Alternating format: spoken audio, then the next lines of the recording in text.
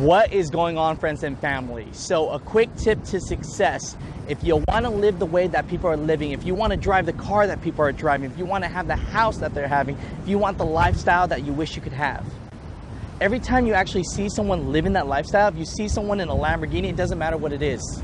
Stop hating, stop making excuses for why they have that.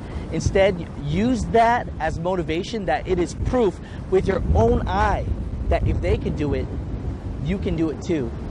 Have a great day. Wishing you the best.